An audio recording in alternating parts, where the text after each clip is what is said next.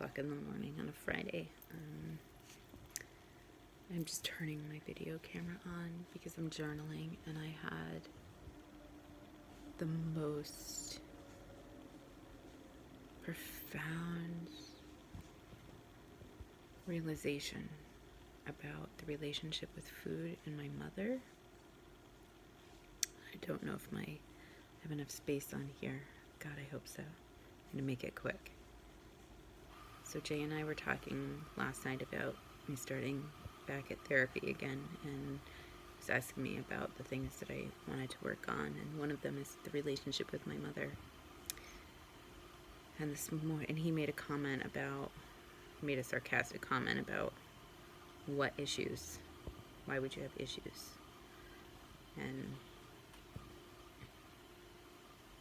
my mother's a little overbearing and throws herself into places that she shouldn't, trying to be helpful, like taking care of things for you. And anyways, yeah, and because of that, this morning when I was making coffee, I was thinking about that conversation, which kind of just led me down a road of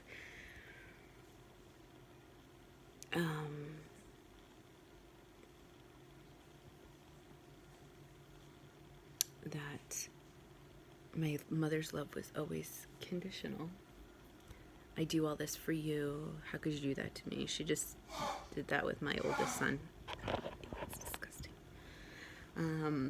She just did that with my oldest son when he went up to back home to stay at the camp for a week with his girlfriend.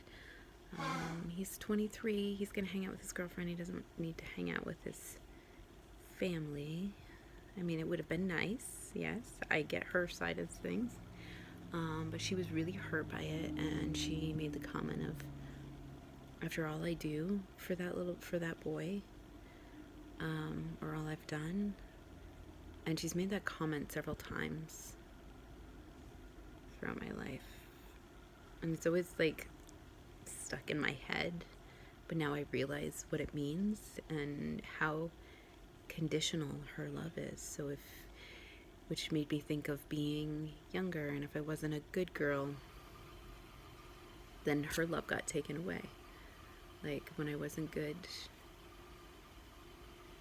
she stopped talking to me. Oh my God, and I'm just realizing like all this unfolding. She stopped talking to me. Her energy was tense, and I do the same when I'm angry. I do it more to protect others, so I don't say something I regret. But I don't do like the caveat, like I just need space right now. And I'm a cold-hearted bitch. And I learned that from my mother. But the biggest realization for me was that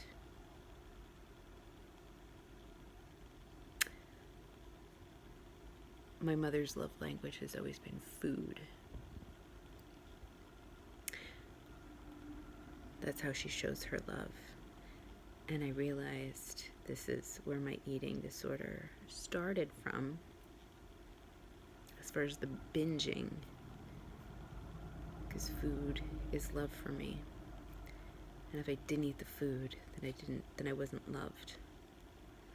Wow. And I had a visceral response as I was writing that in my journal.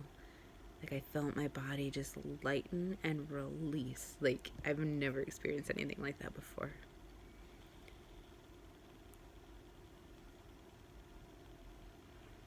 Wow.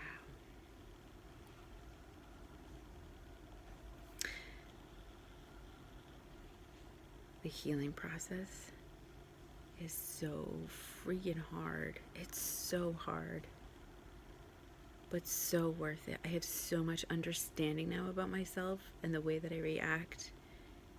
And wow. Yeah, I have answers. I have answers now. I mean, not all the answers, but I have answers now as to like where some of this stuff came from. And it's all just, there's no traumatic thing. It was just over time being conditioned. And the thing that I realized that was really big for me was this love language of my mother's came from her mother, and looking at all the sides of that family and how they all struggle with their weight. They all have some serious health issues around weight, and yeah, it's because if you don't eat the food, you don't feel the love. That's really sad. You should always feel love from your parents, your mom, your dad. I realize I do that with my own kids, but I never ever make them eat everything. Or I never say I made this food because I love to.